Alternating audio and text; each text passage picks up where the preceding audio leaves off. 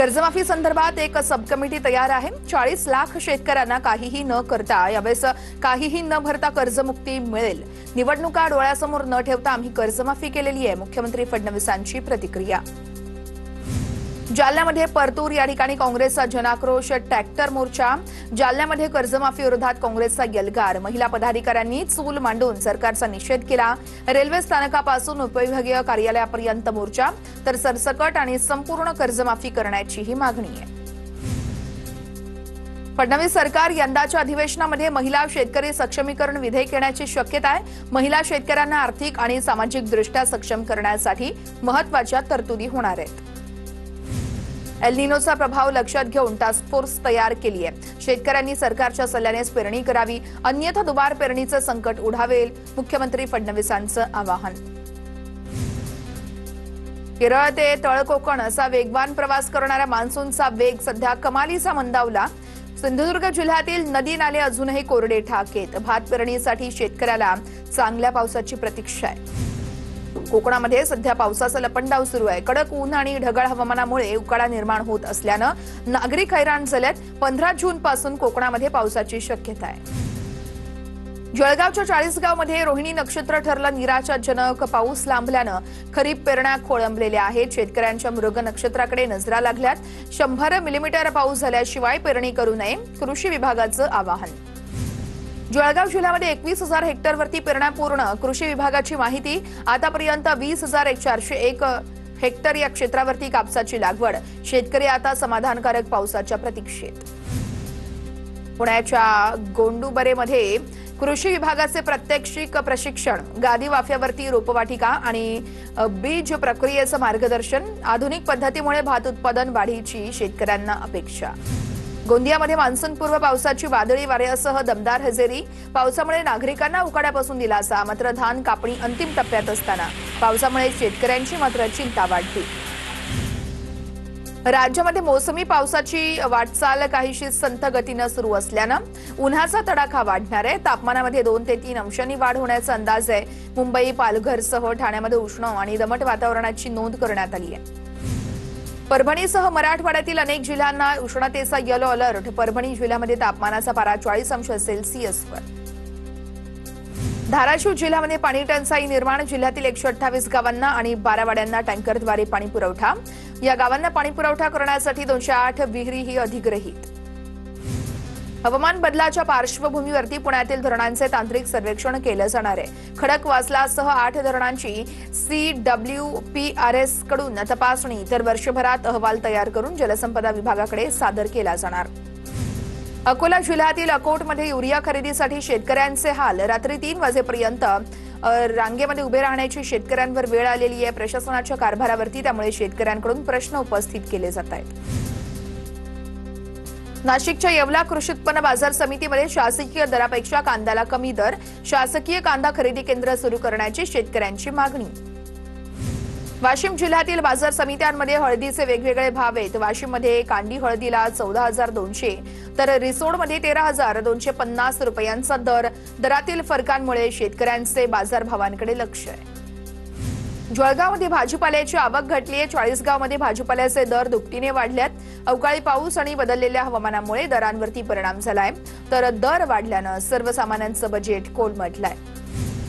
नाशिकच्या चांदवडजवळ पाईपलाईन फुटून हजारो लिटर पाणी वाया गेलंय। रस्त्याच्या खोदकामादरम्यान घडलाय हा प्रकार। दुरुस्ती पातळीवर युद्ध पातळीवरती सुरू आहे, तर 44 गावांचा पाणी पुरवठा तात्पुरता बंद करण्यात आलाय, त्यामुळे नागरिकांची गैरसोय झाली आहे। मुरबाडमध्ये शाही धरण प्रकल्पग्रस्तांचा तहसीलदार कार्यालयावरती मोर्चा। राजू शेट्टी, महादेव जानकर यांचा मोर्चामध्ये सहभाग। धरणाला विरोध दर्शवण्यासाठी गावकऱ्यांचा धडक मोर्चा। धुळ्याच्या शिंदखेडा तहसील कार्यालयावरती शेतकऱ्यांचा विविध मागण्यांसाठी मोर्चा। बैलगाडीने काढलेल्या मोर्चामध्ये शेतकरी बांधवांचा मोठ्या प्रमाणामध्ये सहभाग। लातूरच्या बोंबळी येथील शेतकऱ्याला जिल्हा प्रशासनाकडून बैल बदलून देण्यात येणार। 2 दिवसांपूर्वी पशुसंवर्धन विभागानं तातडीने बैल उपलब्ध करून दिला होता, मात्र हा बैल अशक्त असल्यानं बदलून मिळावा अशी विनंती शेतकऱ्यांनी केलेली आहे। सांगलीच्या कामेरीमधील 85 वर्षीय आजीकडून शक्तीपीठ महामार्गाला विरोध करण्यात आलाय। शेतकऱ्यांची जमीन जाऊ देणार नाही, गरज पडली तर आंदोलनात देखील सहभागी होईन। शेतकऱ्यांच्या जमिनी वाचवण्यासाठी आजीची ठाम भूमिका। अमरावतीच्या चांदूर रेल्वेमध्ये नैसर्गिक आपत्तीमध्ये करण्यात येणाऱ्या उपायांची रंगीत तालीम करण्यात आलेली आहे। मालखेड तलावामध्ये करण्यात आली रंगीत तालीम। नैसर्गिक आपत्तीवरती मात करण्यासाठी जिल्हा प्रशासन सज्ज आहे। जालना जिल्ह्यातील 86,000 लाडक्या बहिणी अपात्र ठरलेल्या आहेत, तर एकापेक्षा जास्त लाभ घेणाऱ्या 11,288 महिला आहेत। केवायसी सह विविध नोंदीमध्ये त्रुटी आढळल्यानं लाभ बंद करण्यात आलाय। महिला आणि बालविकास विभागाची ही माहिती आहे। राज्यात एसटी कर्मचाऱ्यांचे 29 जूनपासून आंदोलन असणार आहे। महाराष्ट्र एसटी कामगार संयुक्त कृती समितीकडून एसटी कर्मचाऱ्यांच्या प्रलंबित मागण्यांसाठी राज्यव्यापी आंदोलनाची घोषणा। तातडीने लक्ष न दिल्यास तीव्र आंदोलन करण्याचा देखील इशारा। राज्यातील गुणवत्तापूर्ण आणि प्रेरणादायी शिक्षकांच्या शोधाला सुरुवात। आदर्श शिक्षक उपक्रमांतर्गत निवड प्रक्रिया सुरू। प्रत्येक केंद्रातून 2 शिक्षकांची निवड करून 15 जूनपर्यंत माहिती सादर करण्याचे निर्देश। बीसीए आणि बीबीए सह व्यावसायिक अभ्यासक्रमांच्या सीईटीचा निकाल जाहीर। राज्यातील 5 विद्यार्थ्यांनी मिळवला 100% मान। 62,000हून अधिक विद्यार्थ्यांनी दिली होती परीक्षा। पुण्यामध्ये महानगरपालिकेकडून विभाग तयार, त्यानुसार पाणी वाटप केलं जाणार। कुणीही पाण्याचा अपव्यय करू नये, महापौर मंजुषा नागपुरे यांचं आवाहन। पिंपरी चिंचवडकर आणि पर्यटकांसाठी पीएमपीएमएल ची खास भेट असणार आहे। पुणे पिंपरी चिंचवड दर्शन बस सेवा सुरू झाली असून अवघ्या 500 रुपयांमध्ये दिवसभराचा प्रवास आणि मार्गदर्शकाची सुविधा देखील मिळणार आहे। पिंपरी चिंचवड महापालिकेच्या इंजिनियरला लाच घेताना एसीबीकडून अटक। इंजिनियर उमेश लोंढेला 70,000 रुपयांची लाच स्वीकारताना रंगेहात पकडलं। पहिल्याच पावसामध्ये राजापूर शहरातील रस्त्यांची दयनीय अवस्था। मुंबई गोवा महामार्ग ते राजापूर रस्त्यावरती चिखलाचं साम्राज्य। दुचाकीसह 4चाकी वाहनांचेही हाल। रत्नागिरीच्या लांजा शहरातील रखडलेल्या मुंबई गोवा महामार्गाच्या सर्व्हिस रोडचं काम अखेर सुरू झालंय। डांबरीकरणाच्या कामाला सुरुवात झाली। आमदार किरण सामंत यांच्या सूचनेनंतर कामाला वेग आलेला आहे। छत्रपती संभाजीनगर जिल्ह्यातील 638 ग्रामपंचायतींसाठी आज वॉर्ड आरक्षण सोडत निघणार। विशेष ग्रामसभांमध्ये आरक्षण प्रक्रिया पार पडणार आहे। जिल्ह्यामध्ये ग्रामपंचायत निवडणुकांच्या तयारीला आता वेग आलेला आहे। नंदुरबारच्या 37 आश्रमशाळांमध्ये मुख्याध्यापकाचे पद रिक्त असल्यानं इतर शिक्षकांवर अधिकचा पदभार असणार आहे। रिक्त पदांमुळे 16,000 विद्यार्थ्यांवर शैक्षणिक परिणाम होणार आहे। महत्त्वाच्या विषयांसाठी शिक्षकांची मोठी कमतरता जाणवतीये। सांगलीच्या आटपाडीच्या बनपुरीमध्ये तुकाराम मुंढे यांच्या प्रतिमेला दुग्धाभिषेक। मुंढेंच्या भेसळ विरोधी कारवाईचे ग्रामस्थांकडून स्वागत।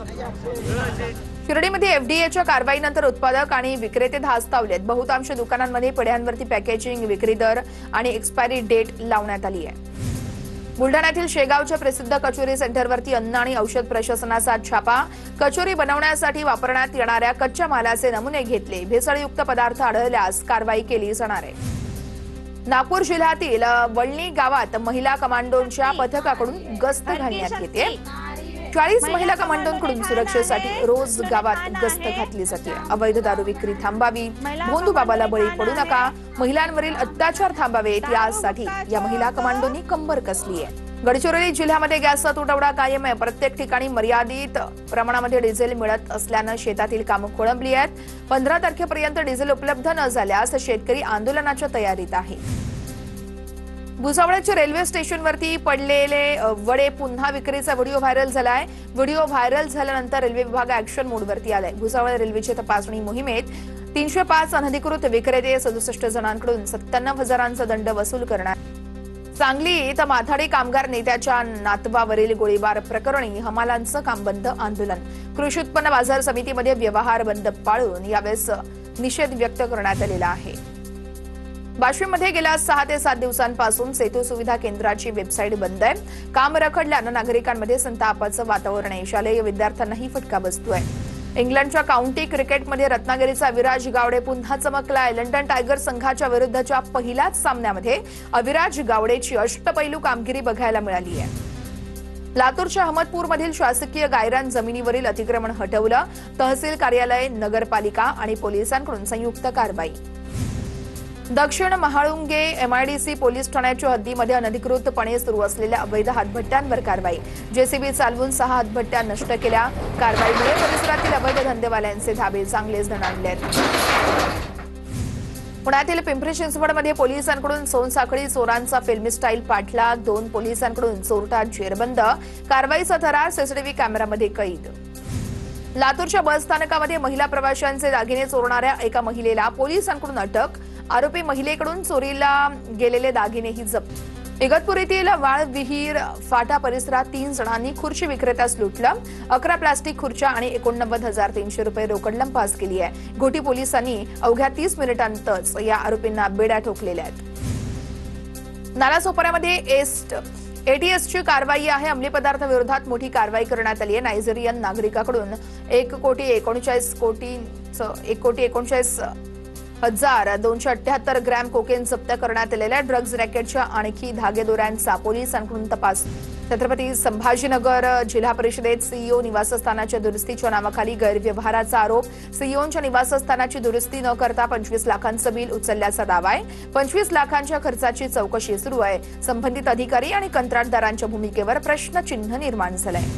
बीडच्या पुरुषोत्तमपुरी बोट दुर्घटनेनंतर गोदावरी पात्रातील सर्व बोटी बंद. 2 दिवसांपूर्वी बोट उलटून 2 महिलांचा मृत्यू झाला होता. बोट दुर्घटनेनंतर बीड जिल्हा प्रशासनाची कारवाई आहे. वाशिमच्या काटेपूर्णा अभयारण्यामध्ये पाणवठे कोरडे पडल्यानं वन्य प्राण्यांसमोर पाणी टंचाईचं संकट आहे. बोरवेलमध्ये पाणी असूनही पाणवठ्यांपर्यंत पुरवठा होत नाहीये. हरिण, नीलगाई, रानडुकरांची भटकंती सुरू आहे. नाशिकमधील तपोवन वृक्षतोड प्रकरणी मुंबई उच्च न्यायालयामध्ये सुनावणी. मनसे शहर उपाध्यक्ष नितीन पंडित यांची याचिका आहे. पालिका वेळ काढू भूमिका घेत असल्याची याचिकाकर्त्यांची टीका आहे. आगामी नीट परीक्षेसाठी केंद्रांवरती कूलर, शुद्ध पिण्याचे पाणी, प्राथमिक वैद्यकीय सुविधा उपलब्ध करा. विदर्भातील तीव्र उष्णतेच्या पार्श्वभूमीवरती नागपूर खंडपीठाचे निर्देश. नाशिक जिल्ह्यामध्ये 16 ते 18 आणि 22 तारखेला मद्यविक्री बंद असेल. विधान परिषद निवडणुकीच्या पार्श्वभूमीवरती निर्णय. मद्यविक्री दुकान बंद ठेवण्याचे जिल्हाधिकाऱ्यांचे आदेश आहेत. भीमाशंकर मंदिर तब्बल 5 महिन्यानंतर 15 जूनपासून भाविकांसाठी खुलं होणार. मंदिरामध्ये दर्शनासाठी ऑनलाईन नोंदणी अनिवार्य असेल. मात्र नोंदणीसाठी संकेतस्थळ अद्याप कार्यान्वित झालं नसल्यानं भाविकांमध्ये संभ्रम आहे.